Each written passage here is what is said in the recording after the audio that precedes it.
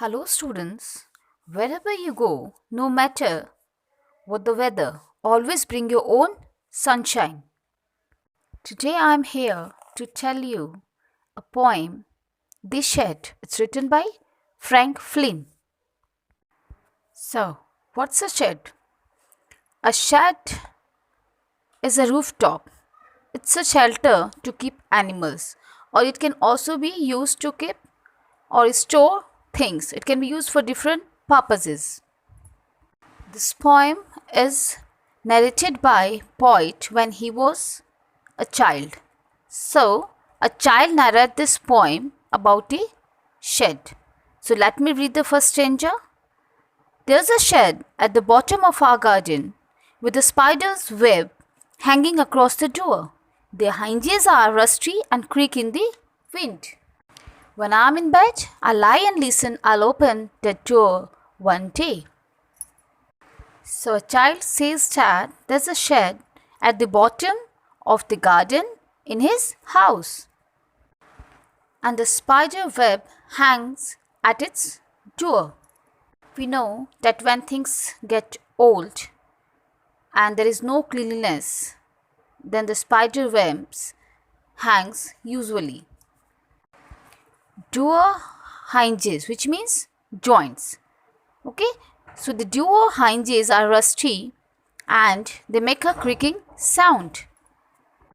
The child hears the sound at night and thinks that he would open the door one day.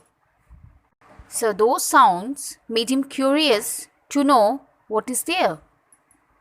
Next, there's a dusty old window around at the side with 3 cracked panes of glass. I often think there's something staring at me.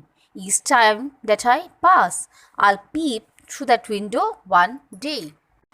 It's clear that this shed has a dusty old window on its one side that has 3 of it glass panes broken, which means कि खिड़की के जो शीशे हैं वो टूटे हुए हैं. Every time he passes by, he feels that someone staring at him. Peep means to look inside. So he feels that someone is there and he thinks to find out the truth by looking inside it. Next, my brother says there's a ghost in the shed who hides under the rotten floorboards.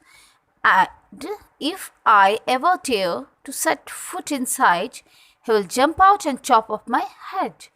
But I'll take a peek one day. So here comes another character, that's poet's brother. So the poet's brothers tell him that a ghost lives under the floorboards. What are floorboards? That are wooden floor covering. He warns him not to enter the shed, as the ghost would cut off his head. But the child has a mind to peek in one day. So in spite of the poet's brother warning that if he dared to enter inside, the ghost would jump out and cut off his head, the poet intends to take a look inside one day, as he is brave enough. Finally, I know that there isn't really a ghost. My brother tells lie to keep the shed for his den.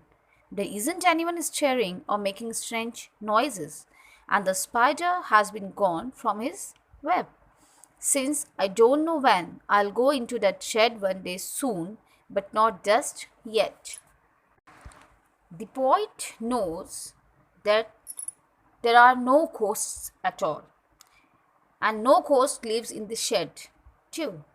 His brother lies to keep the shed for his own personal use. No one stared from inside and made strange noises, and the spider too had left its web. So the child decides to enter the shed someday soon. The poet thinks that the strange noises and the feeling of someone staring of him is only an unreal thing or his imagination. The poet is still afraid of the ghost, even though he is certain that no ghost lives in the shed. So he is not prepared to enter it while remaining curious about what lies inside it.